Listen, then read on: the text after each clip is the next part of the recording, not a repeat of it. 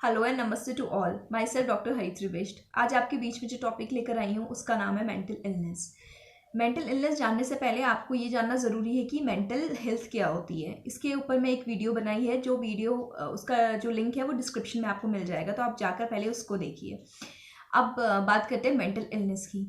जब हम बात करते हैं मेंटल इलनेस तो उसमें कंपोनेंट्स आते हैं, जो हमने कंपोनेंट्स मेंटल इलनेस में, मेंटल हेल्थ में भी डिस्कस किया था।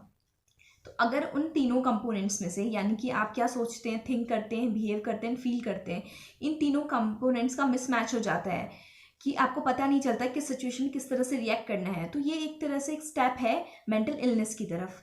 यहाँ पे एक बात और क्लियर करनी होगी, मेंटल इलनेस का मतलब ये नहीं है कि आप कुछ दिन से नाराज़ हैं, आप किसी से नाराज़ हैं, किसी बात से गुस्सा है तो आप मेंटली इल हैं। नहीं, ये एक बहुत बड़ी साइकिल होती है या हम बोल सकते हैं कि एक बहुत बड़ा क्रोनिक टाइप है, यानी कि बहुत लंबे समय से चला आ रहा है, बहुत ड्यूरेशन से आपको इस तरह की चीज़ें हैं, तो इसीलिए जाकर आपको इस तरह का मेंटल इलनेस होने की चांसेस हैं। तो यहाँ पे एक चीज़ और क्लियर करनी है कि मेंटल इलनेस ये नहीं होता कि आपको कोई डिफ़िकल्ट आपकी सिचुएशन है, लाइक आपके वहाँ पे किसी की डेथ हो गया है, या फिर आपका जॉब चला गया है, ब्रेकअप हो गया है, इस तरह की चीज़ें आपकी मेंटल इलनेस नहीं है कि आप कुछ दिन से की तबीयत ख़राब हुई या आप बहुत ज़्यादा स्ट्रेस में थे, आपको लगा कि नहीं मैं तो मेंटली इल हो गया। नहीं, ये बहुत बड़ा साइकिल होता है, तो आपको ये समझना बहुत ज़्यादा ज़रूरी है। तो हम अगर बात करते हैं कि इसके कॉजेज़ क्या क्या हो सकते हैं, मेंटल इलनेस हमें क्यों हो सकती है, तो मेंटल इलनेस के मेन कॉजेज़ जो हैं वो हैं, सबसे पहला हम बात करते हैं किसी ट्रॉमा की वजह से। किसी ट्रॉमा की वजह से हो सकता है जिसको हम कहते हैं पोस्ट ट्रॉमेटिक मेंटल इलनेस, या फिर इसको हम एक डिप्रेशन की कैटेगरी में भी रखते हैं। तो इसकी वजह से आपका मेंटल इलनेस हो सकता है। दूसरा है हमारा एब्यूज़, किसी तरह का भी एब्यूज़, यानी कि आप मे बी ड्रग एडिक्टेड हैं, यानी ड्रग एब्यूज़। इसके अलावा सेक्सुअली एब्यूज़, या फिर वायलेंट होता है, डोमेस्टिक वायलेंस जो होता है उसकी वजह से। तो ये सारी चीज़ें कंट्रीब्यूट करती हैं आपके मेंटल इलनेस की तरफ। वैसे तो और भी बहुत सारे रीजंस होते हैं, बट हर रीज़न एक वीडियो में सारा कवर करना इज़ लिटिल बिट डिफ़िकल्ट। तो इसके अलावा जो मेंटल इलनेस की अब वार्निंग साइंस क्या है, आपको कैसे पता चलेगा कि हाँ मैं एक स्टेप मेंटल इलनेस की तरफ जा रहे हैं, तो आपको साइंस समझना बहुत ज़रूरी है यहाँ पे। तो वार्निंग साइंस मेनली जो हम इसमें डिवाइड करते हैं वो है हमारा, जब आपको इंसोम्निया की प्रॉब्लम होने लग जाए या रेगुलर इंसोम्निया हो जाए। इंसोम्निया मतलब कि देखिए क्या होता है कि कभी आप अपना कोई प्रोजेक्ट कर रहे हैं, या आपको अपनी कोई थीसिस का वर्क करना है, या आपको कोई प्रेजेंटेशन देना है ऑफिस में, या कोई इंपॉर्टेंट डे, तो आप इसकी तैयारी बहुत दिनों से करते हैं, तो आप लेट नाइट वर्क करते हैं, तो आपका वही टाइम हो जाता है, यानी कि आप कुछ दिन तक उसी को फॉलो करते हैं और उस समय आपको नींद भी नहीं आती।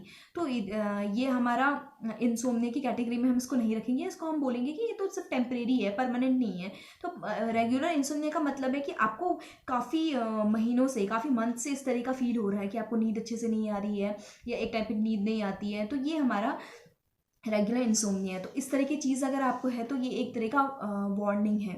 इसके अलावा लैक ऑफ कंसंट्रेशन, आपको लगता है कि मैं थोड़ा सा ज़्यादा लेस प्रोडक्टिव हो गई हूँ, जितना मैं पहले काम करा करती थी उतना मैं नहीं कर पा रही हूँ, थोड़ा सा एनर्जी, उतनी एनर्जी नहीं है, यानी कि प्रोडक्टिविटी भी कम हो जाएगी, एनर्जी भी कम हो जाएगी। इसके अलावा आप कॉन्सेंट्रेशन भी नहीं कर पाएंगे। तीसरा हमारा आएगा कि कॉन्सेंट्रेट नहीं कर पाएंगे आप किसी भी काम पे, आप किसी काम को करने जा रहे हैं, आपसे हो नहीं रहा है, इस तरह की चीज़ें होने लगेंगी आपके साथ। इसके अलावा आपके नेगेटिव थॉट्स बहुत आने लगेंगे। नेगेटिव थॉट्स क्या होते हैं कि आपको हर चीज़ के लिए आपको नेगेटिविटी आएगी, आपको कोई भी काम करना है आप हमेशा यही फील करेंगे कि मैं हमेशा नहीं कर पाऊंगी, यानी आप अपने आप को अंडर एस्टिमेट, इस तरह की चीज़ें करने लगेंगी। तो इस तरह का अगर आपको आ रहा है और आपको लगता है कि ये चीज़ें काफ़ी डोमिनेंट हो रही हैं आप पे, तो इस चीज़ को पहले आप रिजॉल्व कीजिए, क्योंकि ये आपके मेंटल इलनेस की तरफ ही इशारा करती है, यानी एक तरह का साइन है। इसके अलावा हम यहाँ पे एक साइन हमेशा मिस कर जाते हैं, वो है आपको अगर सडनली आपको फील हो रहा है कि मैं लेस एनर्जेटिक तो हुई, इसके अलावा मुझे बैक पेन हो रहा है, स्पेशली ये वाला जो है, ये हमारा टेंस एरिया होती है, जो हमारी मसल्स होती हैं नेक की, ये वाली एरिया और ये पीछे वाली एरिया, अगर ये एरिया आपको लगती है कि हमेशा मेरा एक पेन रहता है या बहुत थकान सी लगती है ये वाली शोल्डर वाली एरिया में, या बैक की एरिया में, नेक की एरिया में, तो ये भी एक बहुत बड़ा कंट्रीब्यूशन होता है मेंटल इलनेस, यानी मेंटल आपको कुछ ना कुछ स्ट्रेस है जिसकी वजह से ये सारे पेन्स हो रहे हैं, तो आप पेशेंट है। तो यहाँ पे ये बात या वार्निंग समझना बहुत ज़्यादा ज़रूरी है। इसके अलावा हम इस चीज़ को किस तरह से हेल्दी वे में ले सकते हैं, या आप इसमें से किस तरह से एक टिप्स ले सकते हैं कि आपको किस तरह से आगे वर्क करना है आफ्टर, अगर आपको ये वार्निंग साइंस अपने लाइफ में दिख रहे हैं। तो सबसे पहला पॉइंट है, आप स्लीप अच्छी लीजिए, प्लेंटी ऑफ स्लीप लीजिए, जितना एक अडल्ट को चाहिए उतनी स्लीप आप ज़रूर लीजिए, यानी कि 7 to 8 माना गया है कि आइडियल होता है। तो आप कोशिश कीजिए कि मैं कम से कम 8 आवर्स की नींद तो लूँ। अगर 8 आवर्स की आपको मिल रही है, उसके बाद भी कोशिश कीजिए कि आधा घंटा और ज़्यादा सोने की कोशिश कीजिए, यानी प्लेंटी ऑफ लीजिए। इसके अलावा अपनी डाइट पे अच्छे से ध्यान रखिए कि आप डाइट क्या खा रहे हैं, अच्छा खाना खाइए, अच्छे विटामिन, हर चीज़ फ्रेश खाइए। ये नहीं कि आप पैकेट्स के चिप्स खा रहे हैं एंड ऑल दैट, नहीं, आपको डाइट का भी ध्यान रखना है कि आप डाइट क्या खा रहे हैं।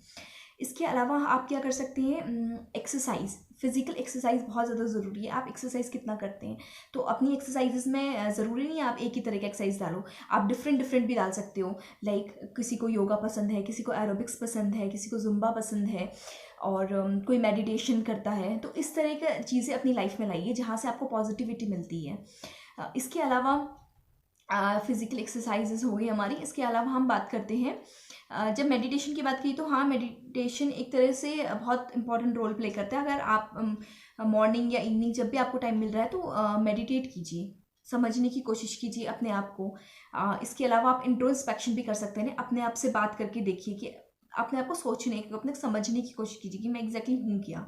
इस तरह की चीज़ आप अगर करेंगे तो बहुत अच्छा रहेगा। इसके अलावा आप एक और चीज़ कर सकते हैं कि आप सोशली कनेक्ट होने की कोशिश कीजिए हर लोगों से, या जो लोगों को आप पसंद करती हैं उनसे बात करने की कोशिश कीजिए। वो आपके फैमिली मेम्बर्स हो सकते हैं, आपके फ्रेंड्स हो सकते हैं, आपके कॉलीग्स हो सकते हैं। तो जिनसे आपको अच्छा लगता है बात करना, आप उनसे बात कीजिए, सोशली कनेक्टेड रहिए। ये नहीं कि आप डिस्टेंस मेंटेन कर रहे हैं हर किसी से। इस तरह से करेंगे तो फिर तो मेंटल इलनेस की तरफ आप और ज़्यादा तेज़ी से बढ़ेंगे, क्योंकि एक सोशल कनेक्शन होना बहुत ज़्यादा ज़रूरी है। तो इस तरह की चीज़ें आप फॉलो कीजिए। इसके अलावा मेंटल हेल्थ को समझने के लिए आप बहुत सारे आर्टिकल्स प्रोवाइडेड हैं, तो उनको आप देखिए नेट पे जाकर कि एग्जैक्टली क्या होता है और उसको समझने की कोशिश कीजिए। तो बस आज के लिए इतनी इन्फॉर्मेशन थी। आपको अगर मेरा वीडियो इन्फॉर्मेटिव लगा है तो प्लीज़ इसको लाइक कीजिए, शेयर कीजिए अपने फ्रेंड्स के साथ, नोन के साथ, and subscribe my channel. Thank you, have a nice day.